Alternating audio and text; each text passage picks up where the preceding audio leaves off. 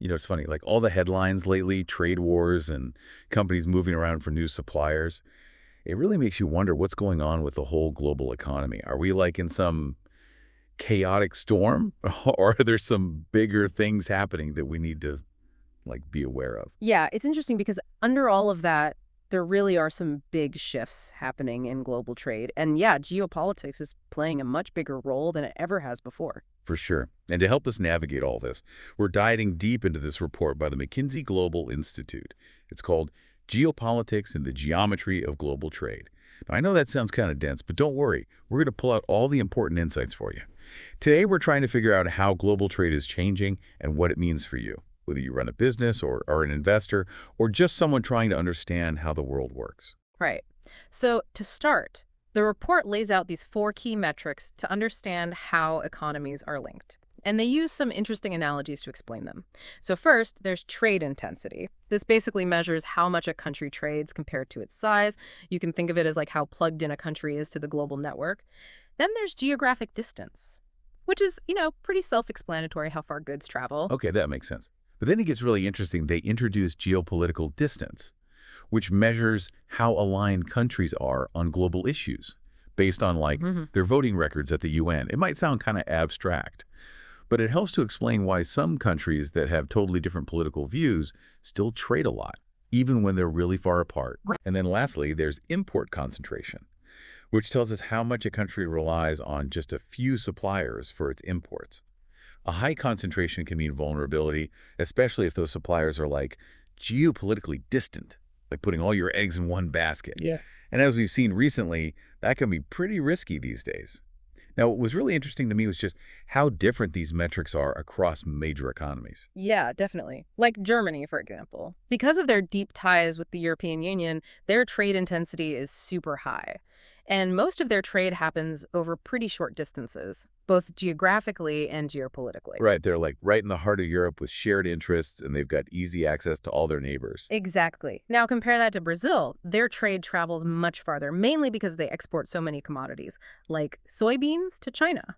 Oh yeah, speaking of soybeans, I remember reading that Brazil has used like a landmass the size of Bangladesh just for growing soybeans, just for the Chinese market. It's crazy how specific demands can shape global trade.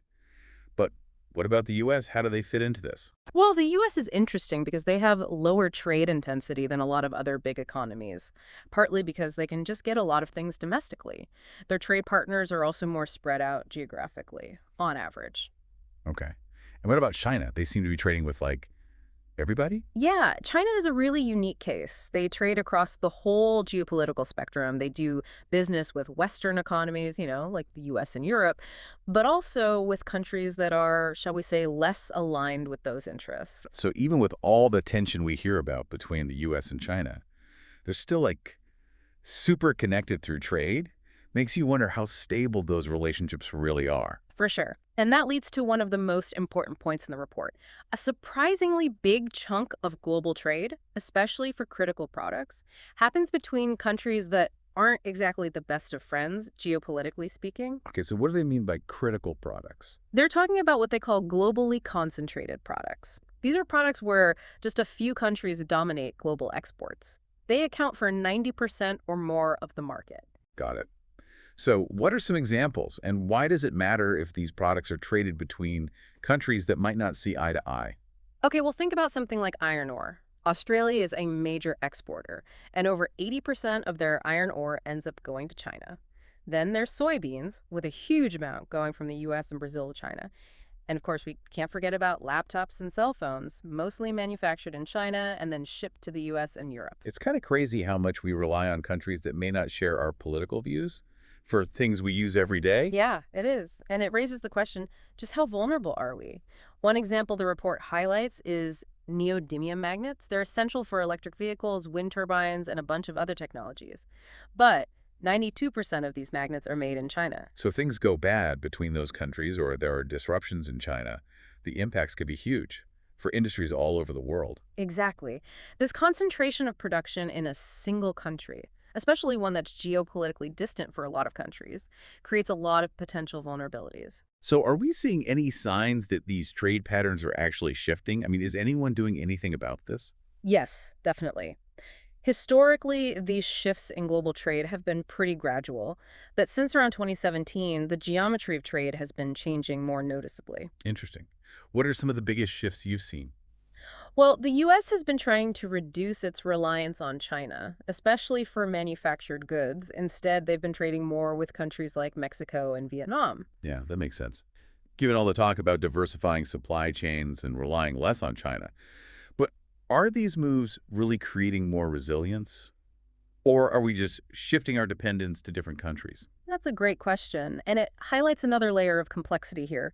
While the U.S. might be importing fewer finished goods directly from China, China's role in the global value chain might not have changed as much as it looks. Wait, what do you mean? Let's take laptops again. U.S. imports of laptops from Vietnam have doubled.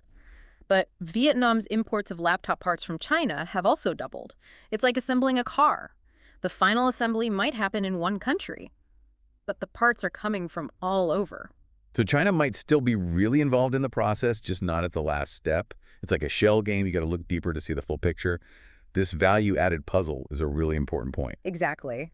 It's not enough to look at where the final product is coming from. You have to track the whole supply chain to really understand where the value is added and where those dependencies really are. Okay, so we've got these shifting trade patterns, geopolitical tensions, and these concentrated supplies of critical products. Where does the report say this is all heading? What does the future of global trade look like? Well, they outline two possible scenarios, or futures that could unfold. They call them fragmentation and diversification. And as you can probably guess, they paint pretty different pictures of what could happen. Okay, I'm all ears. Let's break those down, starting with fragmentation. What would that look like? Well, fragmentation basically means a world where geopolitical tensions lead to these distinct trading blocs. Like imagine a Western bloc, led by the US and Europe, and an Eastern bloc, anchored by China and Russia. So less globalization and more regionalization, each bloc prioritizing trade within itself rather than across the divide. Exactly. But it's really important to understand that fragmentation comes with some potential economic downsides. The report estimates that it could shrink global GDP by 1.5%, with some countries seeing declines of up to 6%. China, in this scenario, would be hit harder than most. Wow, that's a big impact. I can see how being cut off from those major markets could really hurt growth. But wouldn't fragmentation also make us less dependent on potentially hostile countries? Wouldn't that be a good thing in terms of security and stability? That's a valid point. There are definitely trade-offs to consider. Reduced geopolitical risk might mean slower economic growth, and potentially even greater concentration within those blocs. It's a tough balancing act. Okay, so tell me about diversification. What does that path look like? Diversification is all about companies spreading out their sourcing and manufacturing across more countries, no matter their geopolitical alignment. It's about building resilience by not relying too much on any single supplier or region. So instead of picking sides, companies would kind of hedge their bets. Yeah. And build relationships with a bunch of different partners. Right. The economic impact of diversification would be less severe than fragmentation. China might lose some share in those globally concentrated products, but they could gain in others. And their industrial capacity could shift from being a source of concentration to a source of diversification. Okay, that does sound like a more positive outcome overall, at least from an economic perspective. But what about those kind of mid-aligned economies? Yeah, Like countries in Africa, Latin America, and Southeast Asia. Where do they fit in? that's a great point.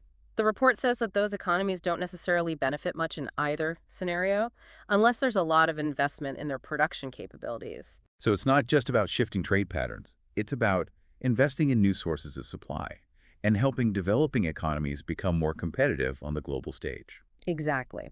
And that brings us to maybe the most crucial part of the report. What does all this mean for business leaders and really for you, the listener? Let's get down to it. What are the key takeaways? What should people be doing to navigate this new world of geopolitics and trade? So the report outlines 5 key actions that businesses can take. First, they need to develop what they call an insights edge. Okay, what does that mean? Like in a practical sense, how can businesses actually do that? Well, it's about really understanding your own supply chain. Where are your materials coming from? Who are your suppliers? And where are the potential choke points? It's also about staying ahead of the curve, anticipating those disruptions before they happen. So being proactive, not reactive. Don't wait for the crisis, get ahead of it. Exactly. Next, they recommend using scenario planning. So businesses should be thinking through those fragmentation and diversification scenarios we talked about. Yeah. And figuring out how each one would impact their business. Right, precisely. By playing out those scenarios, businesses can identify potential risks and opportunities, and then develop a much more robust strategy. That makes sense. What's the next action they should take? Well, they suggest building a portfolio of strategic actions. Can you give me some examples? What kind of actions are we talking about here? Think about things like shifting your supply chains, maybe relocating production, or even going after new markets. It's about having a plan B or even a plan C, just in case things go wrong. Right, so having a backup supplier for a key component, Oh. or exploring new markets if your existing ones get too risky. Don't put all your eggs in one basket. Exactly. They also recommend something they call real options. These are like smaller, more flexible investments that give you the ability to scale up quickly or change direction if you need to. So things like pilot projects or strategic partnerships, or investments in new technology. You got it. And then there are insurance actions. These are more about hedging your bets, so to speak. Okay, give me an example of an insurance action. Sure. One example would be holding extra inventory. Those essential components or raw materials. It might seem expensive up front, but it could really save you if your supply chain gets disrupted. Yeah, I can see how that would be crucial for those globally concentrated products we talked about. Absolutely.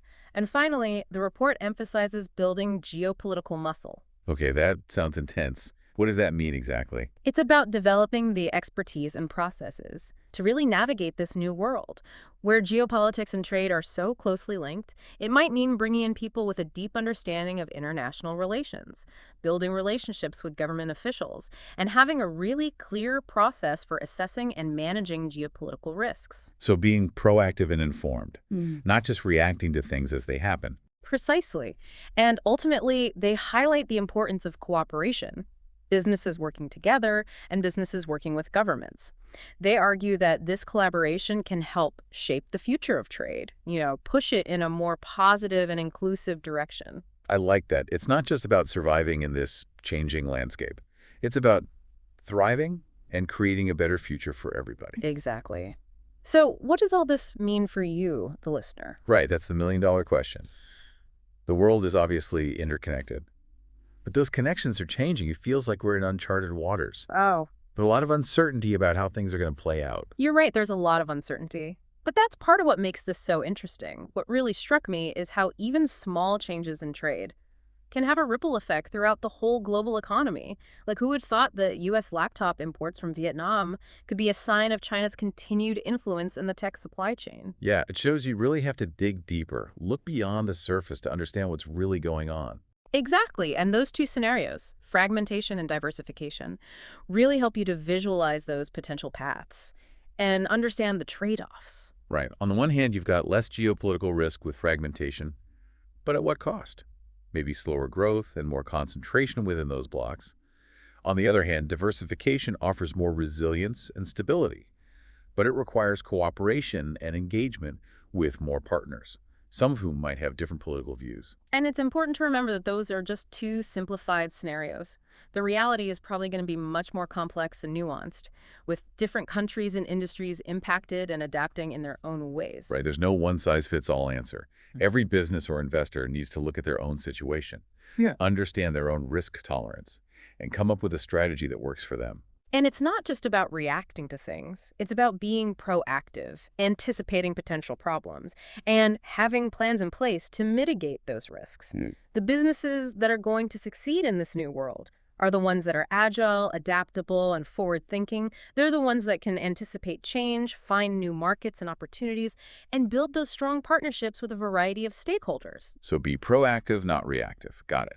Exactly. And it's about recognizing that the future of trade isn't set in stone. We can shape and influence it through our choices and actions. I like that. It's empowering to think that we're not just along for the ride, we're actually co-creating the future. I completely agree. And one of the most important ways we can shape that future is by investing in developing economies. The report highlighted how those mid-aligned economies, like in Africa, Latin America, and Southeast Asia, they might not see big benefits from either fragmentation or diversification. They're kind of stuck in the middle, unless there's serious investment in their production capabilities. All right, they need help developing their industries and infrastructure and their workforce so they can compete globally. Exactly. And that's where businesses can play a really important role. By investing in those economies, building factories, creating jobs, and transferring knowledge and technology. Absolutely. And it's not just about doing good. It's about creating new markets, tapping into new sources of talent, and building a more resilient and sustainable global economy. It's a win-win for everybody involved. It's like planting seeds for the future. Exactly. And those seeds have the potential to grow into something really amazing. I love that analogy. Now, the report focuses on how businesses can adapt to all this. Yeah. But what about you as an individual? How can you apply these insights to your own life, your career, or your investments? That's something I think is worth thinking about. Yeah, it really makes you think. McKinsey's analysis kind of hints that the benefits of all this might not be, shared equally. What will it really take for developing economies to become big players in this new landscape? Yeah, that's a great question. There's potential for things to diversify, for new opportunities, but those things won't just happen on their own. These economies need consistent investment. And I'm not just talking about physical stuff like roads and ports.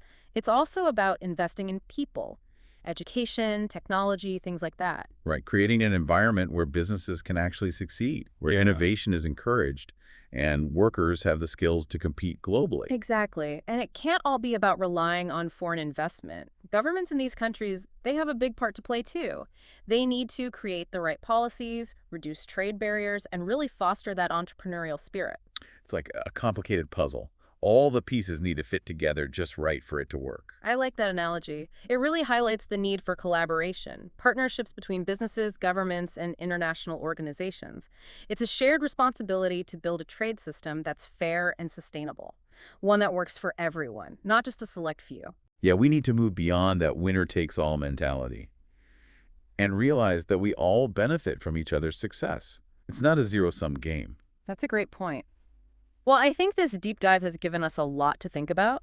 Definitely. We've covered a lot of ground, from those shifting patterns of global trade to those potential future scenarios, and what businesses can actually do to adapt and succeed in this new world.